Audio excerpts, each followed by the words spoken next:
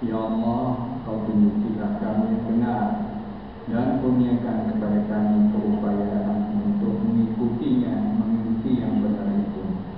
Dan tunjukilah kami yang batil dan kurniakan kepada kami keupayaan untuk meninggalkan yang batil itu. Ya Allah, Kau jadikanlah kami dari kalangan hamba-Mu yang mendengar kata-kata benar dari-Mu dan mengikutinya dengan sebaik-baiknya.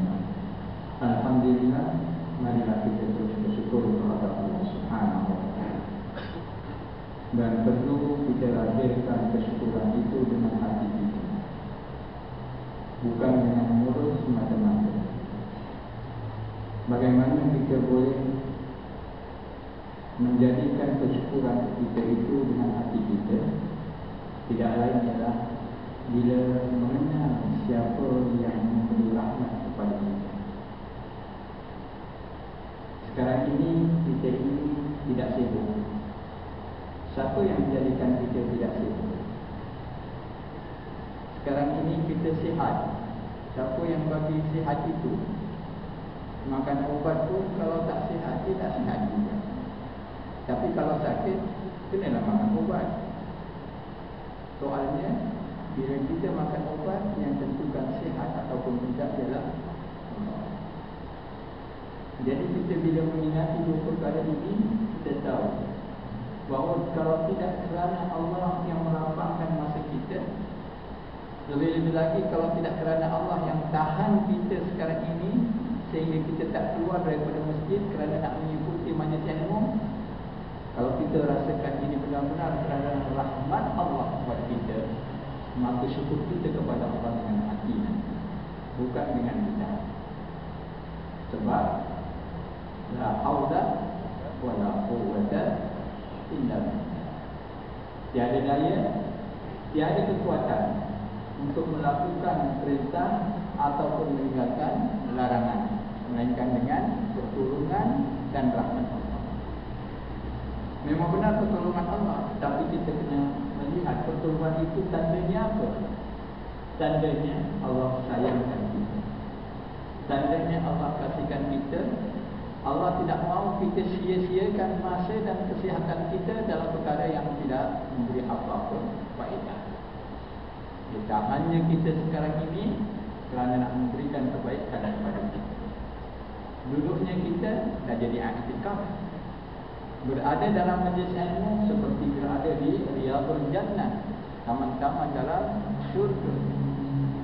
Bab kebaikan yang diberikan oleh Allah sebagaimana yang disebut oleh Rasulullah SAW. Pertama, nazalat alaihimus sakinah, ketenangan turun ke atas mereka yang berada dalam majlis ilmu. Wa ghasyiyatuhumur rahmah, diselubungi oleh rahmat Allah. Wa haffat alaihimul malaikah, dan diteromoni oleh para malaikat. Dan wa zakarallahu fi man indah. Allah sebut siapa yang berada dalam majlis ilmu itu. Siapa yang boleh bagi ini semua kalau tidak Allah? Lebih lagi yang berikan hati kita untuk berada ialah Allah Subhanahu wa Ta'ala.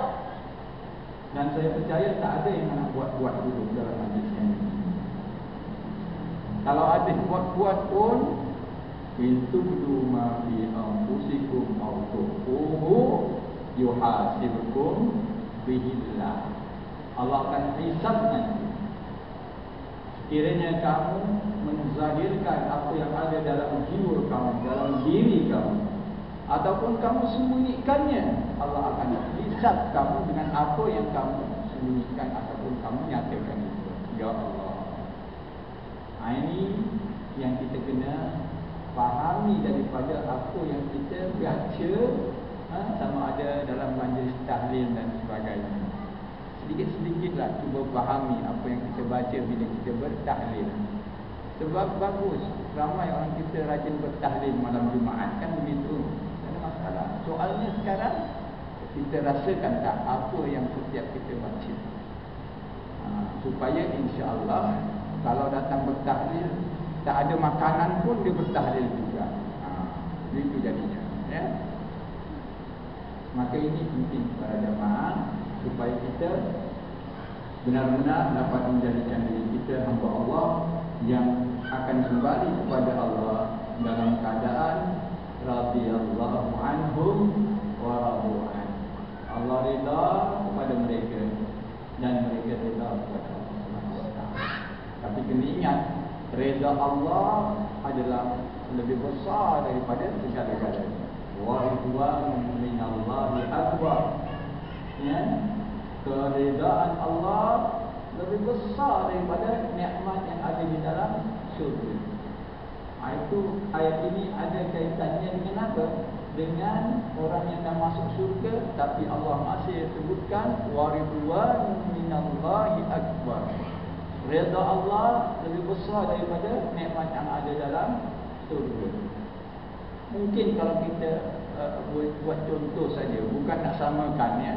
Sebab kehidupan akhirat tidak boleh disamakan dengan dunia. Cuma kita nak ambil contoh supaya kita boleh faham. Contohnya begini, kalau kita datang satu majlis jamuan, orang ni orang kaya betul, pemurah kaya. Dia kata hari esok saya akan datang berikan jamuan, tuan-tuan nak makan ikutlah suka hati tuan-tuan. Sama ada nak 1 round, 3 round, 5 round, 7 round, saya akan siapkan beround-round. Nampak? Bila besok hari kita datang, kita memang nak makan dia, tapi nampak dia buat je kat kita. Dia tak tahu, tak sambut pun tak. Kita boleh makan, tapi dia tak sambut. Sedaplah dapat makan ya, tapi hati kita macam mana? Tak seronok ya. Kalau dari jauh dia kata, datang, tak sanggup datang ya. Bagus dulu. Mari. Ya. Keluarga macam mana? Tak bawa. Bini nombor 1, tak bawa. Nombor 2 pun tak bawa. Sampai nombor 4 pun semuanya tak bawa. Datang seorang. Tapi nilaian begitu. Seronok ke tak seronok? Seronok pada jamaah. Rasa kenyang dah ada awal-awal lagi. Apa? Kepuasan jiwa. Jiwa dah puas lah. Belum makan lagi itu. Inilah kalau nak kata perbandingan yang bila Allah Ta'ala sebut di dalam Al-Quran, orang yang sudah masuk syurga, tapi Allah Ta'ala kata wa ridwanun minallahi akbar. Redha Allah adalah lebih besar daripada nikmat yang ada. Jadi kerana itu, bolehlah kita berusaha di dunia ini untuk mencari redha Allah Subhanahu wa taala. Tidak lain, secara ringkasnya, kita sama-sama berusaha melaksanakan apa yang diperintah oleh Allah Taala, tinggalkan apa yang dilarang oleh Allah Taala. Para jamaah, kita tak akan mampu untuk melaksanakan ini kalau tidak pertolongan Allah Taala. Sebab ada pengganggu-pengganggunya. Sama ada pengganggu itu berupa syaitan. Syaitan pula ada 2. Syaitan dalam, syaitan luar. Itu pengganggunya. Ataupun nafsu kita sendiri. Yang nafsu kita ini memang ya sentiasa dalam keadaan innan nafsa la'ammaratun bisu, Allah Ta'ala. Nafsu itu sangat mengajak manusia melakukan perbuatan yang buruk, yang tidak baik. Jadi kerana itu kita kena letakkan ataupun tundukkan nafsu itu dengan apa yang diridai oleh Allah Subhanahu wa taala. Jadi sebagai mukadimah malam ini untuk kita sambung tentang tajuk beriman kepada malaikat, kuliah yang lepas sudah, dan malam ini ialah beriman kepada kitab. Baik, ada baiknya secara ringkas saja saya ulangi sedikit tentang beriman kepada malaikat. Oleh kerana malaikat itu adalah makhluk yang tidak boleh dilihat dengan mata kasar, ataupun disebut sebagai perkara yang ghaib. Bila perkara yang ghaib ini, kaedah beriman dengannya tidak boleh melainkan dengan cara apa yang disebut di dalam Al-Quran. Sebab tanda-tanda tentang adanya Allah kita boleh melihat dengan mata kasar kita. Tanda-tanda kebesaran Allah, kekuasaan Allah dan sebagainya, kebijaksanaan Allah, ialah apa yang berlaku di alam ini. Itu boleh dilihat dengan akal kita, mengatakan alam ini mesti ada penciptanya. Penciptanya mestilah pentadbir alam ini mestilah maha bijaksana. Ya, diaturnya perjalanan alam ini dengan baik dan tidak sedikit pun berlaku pelanggaran di antara planet-planet yang ada. Jangan kata planet-planet yang ada yang beribu-ribu tak tahu dan sebagainya. Burung yang terbang pun tak ada pun yang berlanggar. Kalau berlanggar mungkin ada katanya, tapi tak jatuh burung. Awalam yarau ila tayri fawqahum saffati wa yaqbid ma yumsikuhunna illa rahman. Surah Al-Mulk. Ya. Apakah mereka tidak melihat burung yang terbang berbondong-bondong, banyak begitu, saffat, berbaris, wa yaqbid, dan burung itu tertahan, maknanya tak jatuh ke bumi.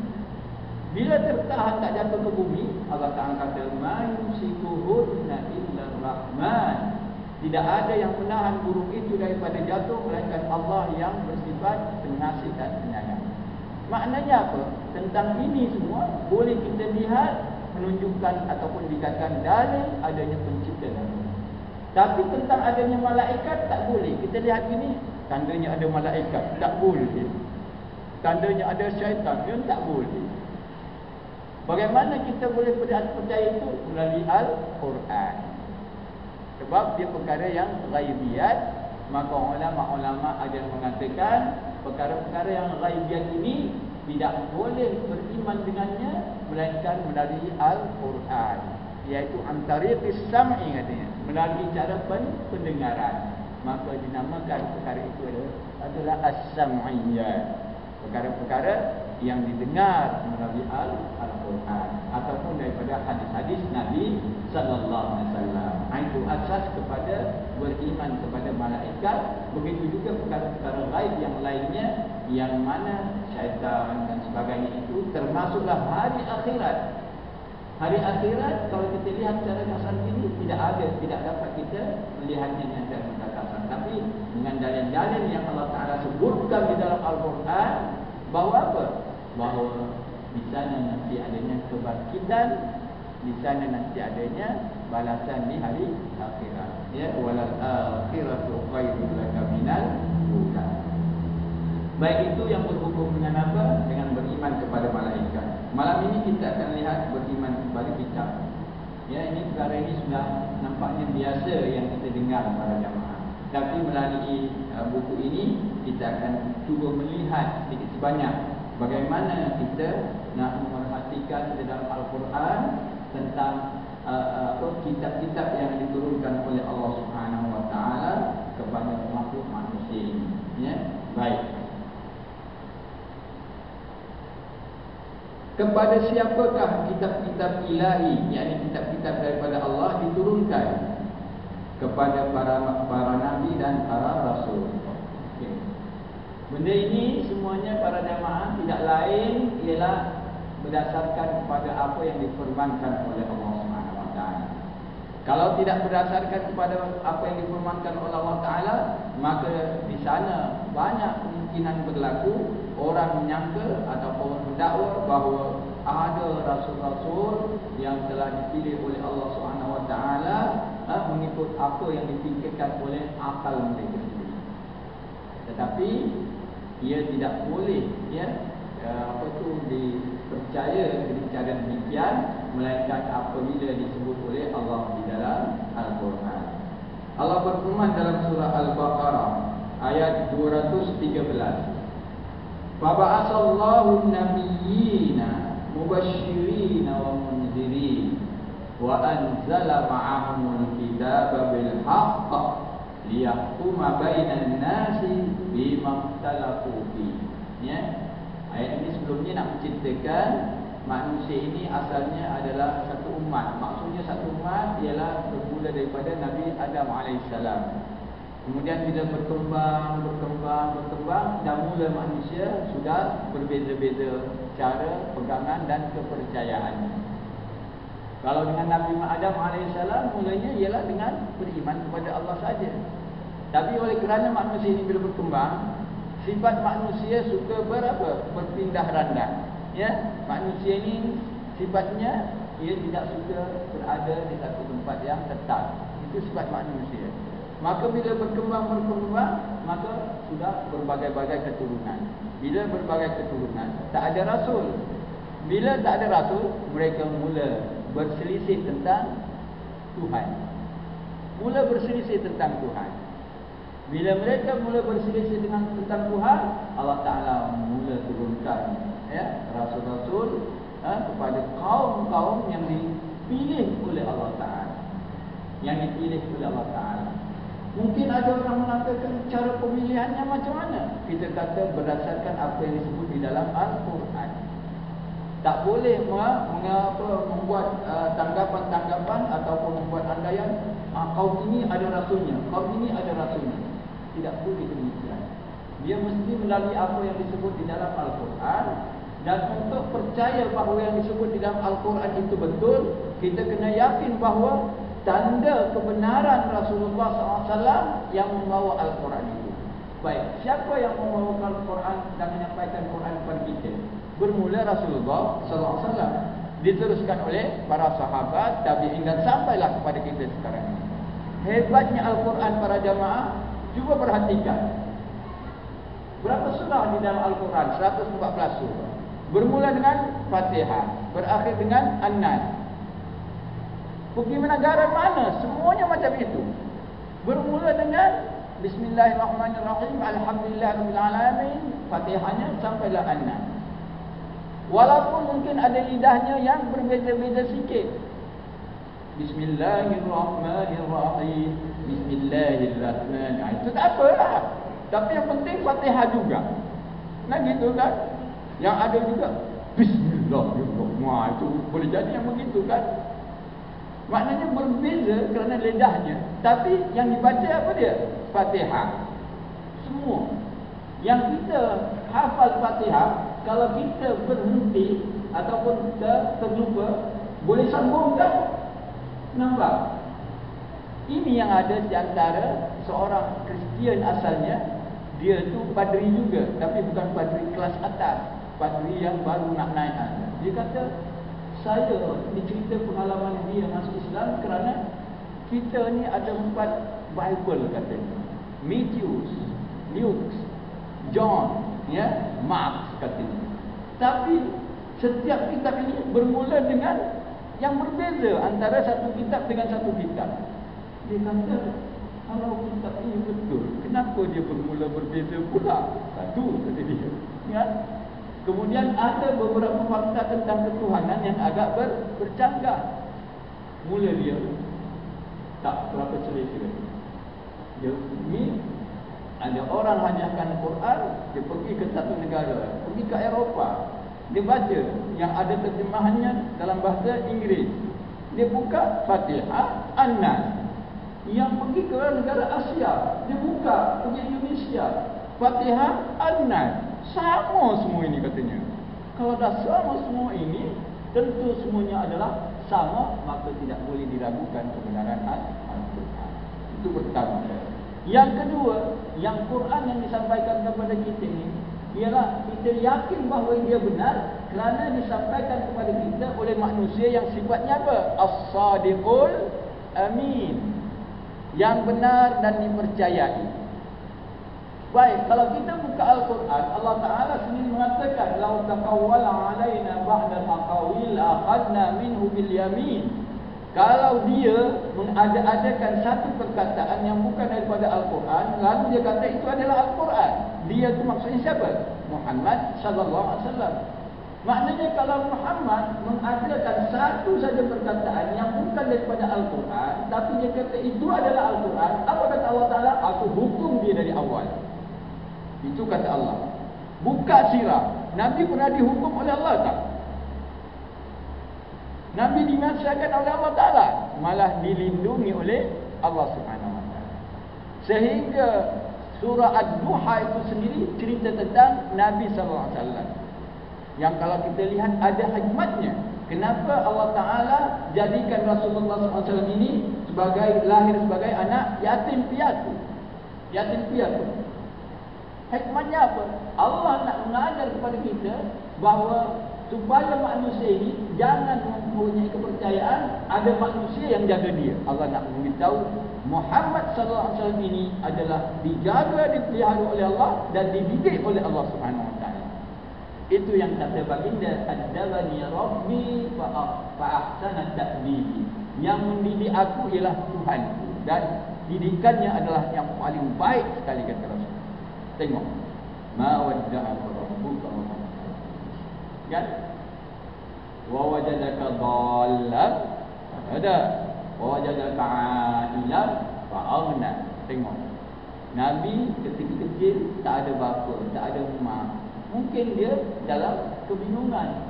Allah Ta'ala bahagia beri hidayah kepada Nabi sallallahu alaihi wasallam, ya. Wa wajadaka 'ailan fa aghna. Tengok bagaimana hidup Nabi sallallahu alaihi wasallam, kan? Sentiasa diberikan kemudahan, kemewahan, kesenangan oleh Allah Subhanahu wa taala, bukan membawa kepada kekayaan. Jadi kalau kita lihat, Allah Taala sendiri memberitahu kalau Muhammad ini berdusta, aku telah hukum dia lebih awal lagi. Jadi kerana itu manusia ini asalnya umat yang satu. Kana nasu ummatan wahidah. Manusia ini adalah satu umat, satu kepercayaan asalnya. Kemudian bila berkembang, masing-masing tidak ada rasul yang mengajak mereka masing-masing berfikir, Tuhan ini ada penciptanya. Masing-masing namakan Tuhan-Tuhan dia, ikut kepala dia lah. Kalau sekiranya kita bila duduk dalam satu kelompok, dia mesti ada dia punya apa? Ketua lah, kan? Tak kira lah penghulu ke batin ke namanya, tak kira. Yang penting mesti ada ketuanya. Bila ada ketuanya, dia akan ikut kepala si ketua. Maka kalau ketua itu mengatakan Tuhan itu namanya sekian, dia pun ikut, semuanya ikut. Sebab dia patuh kepada ketuanya. Begitu. Kalau tidak ada rasul. Maka bila ini berlaku, Allah Ta'ala mengatakan faba'atsallahu nabiyyin wa mubasysyirin wa munzirin. Maka Allah mengutuskan nabi dan nabi-nabi sebagai pemberi khabar gembira kepada orang yang beriman dengan balasan syurga dan pemberi amaran kepada orang yang ingkar dengan balasan neraka. Itu kerja nabi itu, ya. Wa anzala ma'ahumul kitaba bil haqqi liyahkuma bainan nas.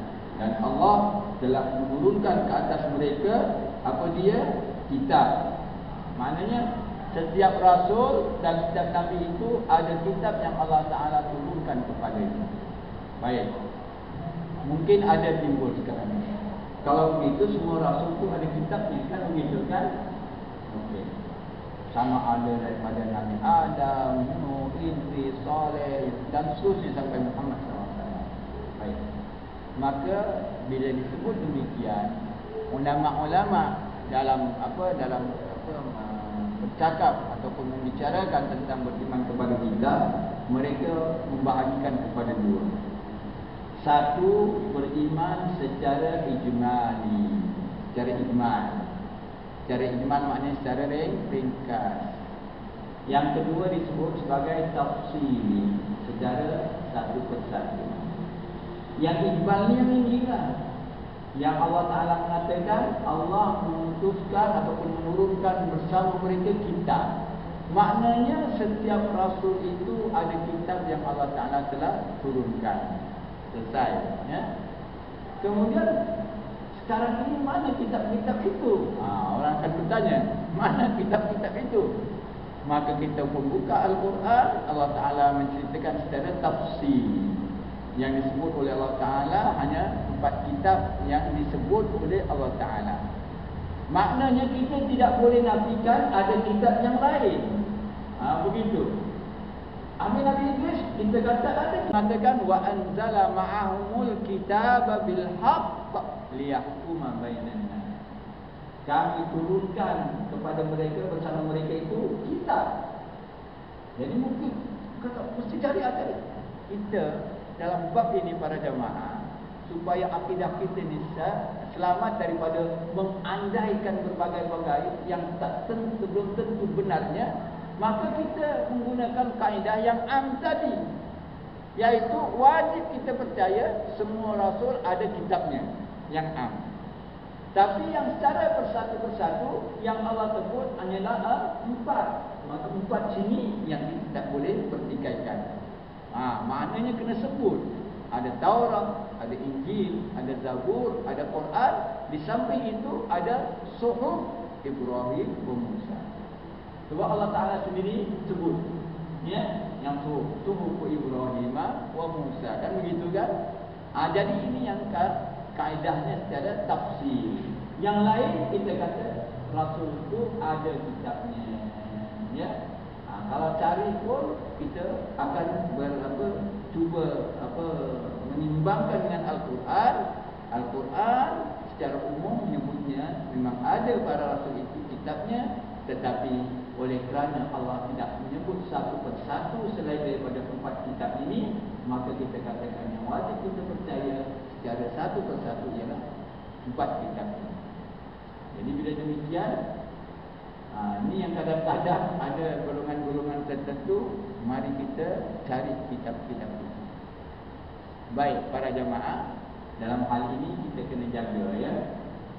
Setelah Rasulullah sallallahu alaihi wasallam diutuskan, maka segala kitab-kitab yang lain dengan sendirinya termansuh dari segi nak melaksanakan hukumnya.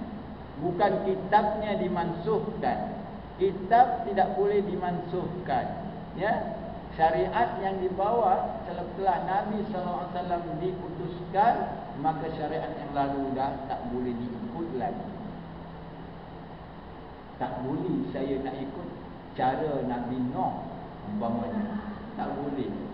Walaupun Nabi Nuh ada kitabnya, walaupun Nabi Musa ada kitabnya, cuba kita lihat apa yang pernah berlaku kepada Sayyidina Umar radhiyallahu anhu. Suatu hari Sayyidina Umar radhiyallahu anhu membelek-belek lembaran-lembaran kitab Taurat. Dan Quran sendiri membenarkan apa yang ada dalam Taurat dan Injil. Tapi ingat, Taurat, Injil yang Allah turunkan kepada Nabi Musa dan juga Nabi Isa. Taurat diturunkan kepada Nabi Musa, Injil diturunkan kepada Nabi Isa. Tak sama dengan 4 Bible yang ada sekarang ini. 4 Bible yang ada sekarang ini bukan Injil yang diturunkan kepada Nabi Isa, ya. Baik. Sayyidina Umar belek-belek lembaran Taurat. Rasulullah SAW tanya pada Sayyidina Umar, apa yang kau lakukan ini? Katanya, aku belek-belek saya ni belek-belek apa lembaran Taurat. Kata Nabi SAW, ya Umar, Musa alaihissalam kalau sekarang ini masih hidup, dia kena ikut syariat yang aku bawa. Lembaran itu kau simpan. Maknanya hatta Nabi Musa pun kalau dia masih hidup ketika Nabi diutuskan, Nabi Musa pun kena ikut syariat yang dibawa oleh Rasulullah sallallahu alaihi wasallam. Kenapa demikian? Kerana Allah Taala sebut di dalam Al-Quran bahawa Nabi sallallahu alaihi wasallam pertama diutuskan kepada seluruh umat manusia. Sebelum Nabi sallallahu alaihi wasallam, semuanya Allah Taala utuskan kepada kaum masing-masing. Sama ada Nabi Salehnya, Nabi Hudnya, Nabi Nuh, Nabi Musa, Nabi Isa, semuanya kepada kaum masing-masing, kecuali bila sampai kepada Nabi sallallahu alaihi wasallam, Allah Subhanahu wa taala berfirman, "Wa ma arsalnaka illa kaffatan lin-nas, basyiran wa nadhira." Tidak kami utuskan engkau yang Muhammad melainkan untuk seluruh umat manusia. Ya, itu pertama. Yang kedua, selepas Nabi sallallahu alaihi wasallam tak ada nabi-nabi. Allah Taala berfirman, "Ma kana Muhammadun aba ahadin min rijalikum, walakin Rasulullah wa khataman nabiyyin." Ya. Muhammad itu bukanlah bapa salah seorang di antara kamu, tapi dia adalah Rasul Allah dan penyudah kepada para nabi.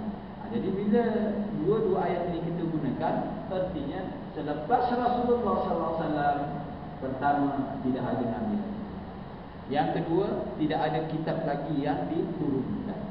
Yang ketiga, syariat-syariat yang telah lalu, hukum hakam yang telah lalu diberikan kepada kaum yang lalu sudah tidak boleh dilaksanakan kerana sudah ada syariat yang dibawa oleh Nabi sallallahu alaihi wasallam. Kalau tidak, bercanggahlah kita nanti. Kalau sekali masih nak ikut dengan syariat yang dibawa oleh Musa ataupun Isa umpamanya, dah.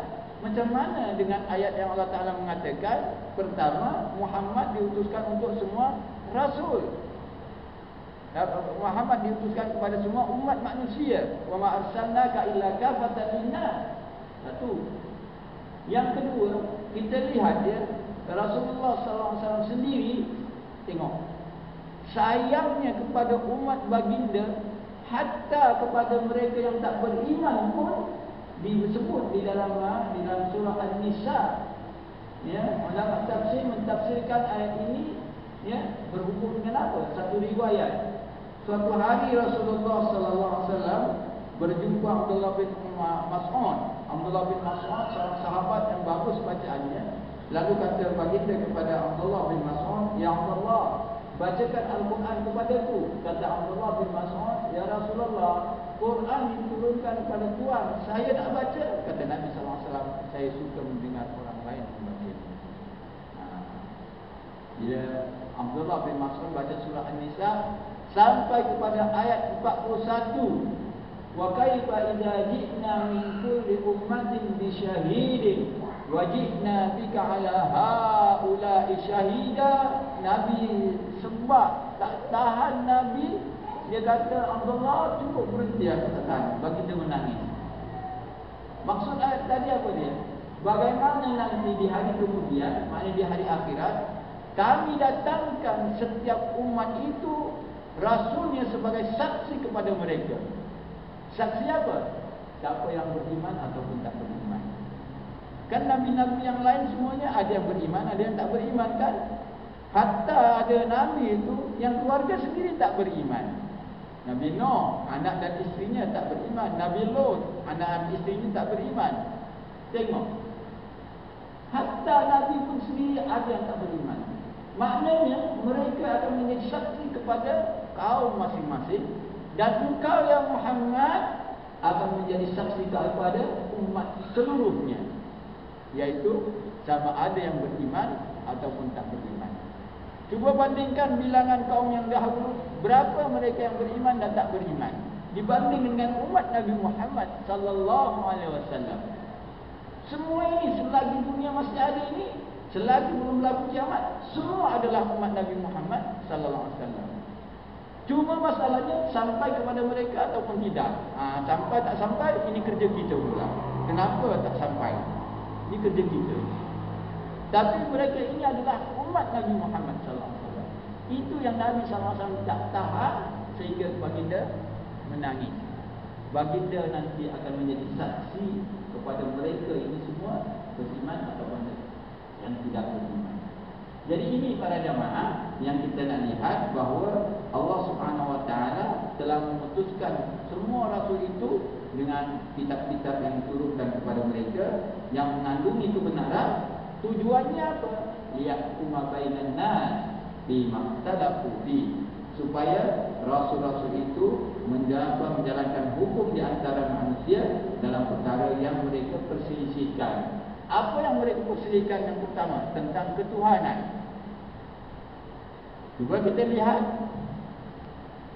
Yahudi dan Nasrani, mereka ada mempercayai apa dia? Wa qalatil yahudu Uzair ibn Allah wa qalatil nasara al-masih ibn Allah. Orang Yahudi mengatakan Uzair itu adalah anak lelaki Allah, dan Nasara, orang-orang Nasrani mengatakan Isa itu adalah anak Allah. Dan tak lari daripada perkara yang benar. Ini perkara yang hak yang pertama ialah bab akidah. Orang-orang Nasara sendiri menganggap bahawa Isa itu salah satu daripada tiga oknum kalau bahasa Arab, iaitu tiga yang kepada mereka itu ada yang disebut sebagai Trinity, ya, Tuhan Bapa, Tuhan Anak, Ruhul Quds. Itu konsep Trinity yang ada pada mereka. Mereka mempercayai demikian. Allah Subhanahu Wa Taala menurunkan surah Al-Ikhlas, lam yalid wa lam yulad. Allah tidak beranak, maknanya tak jadi bapa, wa lam yulad, dan tidak diberanakkan. tak jadi anak. Maknanya kepercayaan mereka selama ini sudah lari daripada apa yang dibawa oleh Nabi Isa alaihissalam. Sebab itu kalau kita baca dalam juz yang ke-7 daripada Al-Quran, sebahagian ahli Nasara, sebahagian orang Nasara, orang Kristian asalnya ni, yang mereka sudah ada kepercayaan yang lari daripada ajaran Nabi Isa alaihissalam. Di antara mereka yang dinamakan kesis ini pada mereka ini, yang mereka beriman dengan apa yang dibawa oleh Nabi Muhammad SAW. Wa idza sami'u ma unzila ila rasul tara a'yunahum tafidu minad dam'i mimma arafu minal haqq. Apabila mereka mendengar ma unzila ila rasul, apa yang diturunkan kepada rasul, iaitu Nabi Muhammad SAW, tara a'yunahum tafidu minad dam', engkau akan melihat mata mereka berlilihan dengan air mata. Kenapa berlilihan? Mimma arafu minal haq, disebabkan perkara benar yang mereka tak tahu sekarang, yang selama ini mereka menganggap Isa anak Tuhan. Bila baca Al-Quran, Allah Ta'ala tanya kepada Isa, wa idh qala Allah ya Isa a anta qulta lin-nasi ittakhuzuni anta qulta lin-nasi ittakhizuni wa ummi ilahaini itsnain. Isa, adakah engkau berkata kepada orang ramai, kamu jadikan aku dan emak aku sebagai Tuhan-Tuhan selain daripada Allah? Jawab Sayyidina Isa, ma kana li an aqula ma laysa laka bihi ilm. Tidak wajar aku mengatakan sesuatu yang aku tidak ada pengetahuan tentang. Maknanya, bagaimana aku nak katakan aku ini menyeru supaya jadikan dia dan emaknya sebagai Tuhan? Kenapa demikian? Engkau tahu apa yang ada diriku, aku tak tahu apa yang ada pada engkau. Maknanya kalau aku mengatakan demikian, engkau tahu. Jadi ini yang kita lihat, bahawa apa dia? Allah Ta'ala turunkan kepada setiap rasul itu kitab yang nak membawa, mengajar manusia kepada perkara yang benar, bermula dari sudut aqidah, kepercayaan. Mungkin bagi kita sekarang ini bukan itu sangat agaknya, mungkin bukan itu sangat, tapi tak itu sangat sebab mungkin kerana tak mendengar Al-Quran. Sebab itu dia tak perasan ada perkara-perkara sebahagian masyarakat kita masih lagi perlu diperbetulkan akidahnya. Saya dah berapa kali sebut dua perkara yang sebahagian masyarakat kita ada kepercayaan bahawa ada makhluk yang lain daripada Allah mengetahui perkara yang gaib. Ini ada. Ya. Sebab itu Allah Yarham Firamri dia sindir. Orang percaya kepada telik ini kan. Tengok dia joget-joget. Kalau tak nampak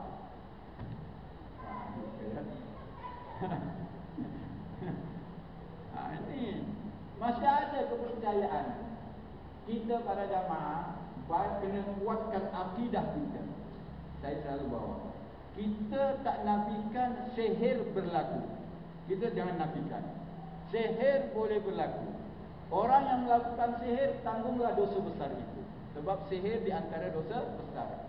Tapi bila berlaku kepada kita, sebenarnya ujian kepada kita sejauh mana kita yakin wa iyam sasqallahu bidurrin fala kashifalahu illa. Kalau Allah nak menimpa wa iyam sasqallahu bidurrin, kalau Allah nak timpakan sebarang kesusahan, kemudaratan, tidak ada siapa yang boleh mengelaknya melainkan Dia. Maknanya kalau berlaku, memang Allah takdirkan berlaku ke atas kita. Soalnya akidah kita bagaimana? Bila berlaku macam itu, cari bom, ya. Sampai bom international pun kita boleh cari. Ya. Bahayanya para jamaah. Sebab apa saja perkara yang berlaku itu kena kita jaga akidah kita semua. Kita kena jaga, ya. Ustaz, memang kena Ustaz. Iya ke? Ustaz kesian dia dah berapa hari tak makan, cengkung macam jerangkung. Sudah. Lagi takut. saya kata, saya tak nafikan berlaku. Yang berlaku itu tak apa yang berlaku. Soalnya sekarang ni akidah kita dah rosak ataupun tidak sekarang. Sebab Allah Ta'ala mengatakan bahawa tidak ada siapa yang boleh mendatangkan mudarat melainkan dia. Tidak ada siapa yang boleh mendatangkan manfaat pun melainkan dia. Ini pertama yang kita kena jaga, ya. Iaitu perkara yang mendatangkan mudarat dan manfaat ini hanyalah Allah. Perkara yang gaib hanya Allah Ta'ala yang tahu. Jangan kita sampai percaya ada orang tahu perkara yang gaib. Kita pun ada tahu perkara gaib yang diberitahu oleh Allah. Apa perkara gaib yang diberitahu Allah Ta'ala? Adanya kiamat, adanya kebangkitan itu, ya. Tapi perkara-perkara gaib yang lain yang kadang-kadang kita jaga supaya kita akan tidak meletakkan seorang itu sampai kepada peringkat dia tahu perkara yang gaib. Kita tak nafikan adanya perkara itu kerana Allah Subhanahu Wa Taala telah menyebutkan di dalam Al-Quran. Jadi itulah agaknya yang kita boleh ambil manfaat sedikit daripada apa? Daripada tajuk ini. Maka kita kenalah, ya, jadikan bahawa Al-Quran yang Allah Ta'ala turunkan ini sebagai kitab yang terakhir yang membenarkan kitab-kitab yang telah lalu. Maka Quran sajalah yang menjadi pada kita. InsyaAllah kita beri laluan azan dan kita tutup sedikit lagi, InsyaAllah.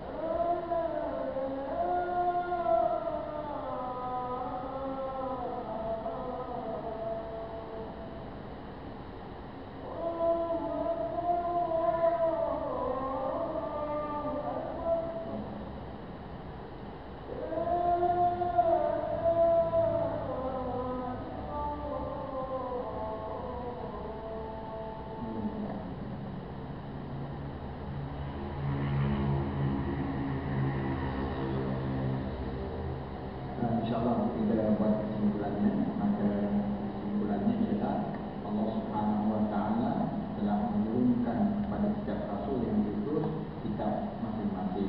Tetapi yang wajib kita percaya sekarang ialah hanya 4 kitab yang disebutkan di dalam Al-Quran. Dan di segi pengajarannya, maka hanya Quran sekarang ini yang wajib kita ikuti pengajarannya. Yang lain tak boleh ikuti lagi pengajarannya kerana Rasulullah SAW sebagai nabi terakhir adalah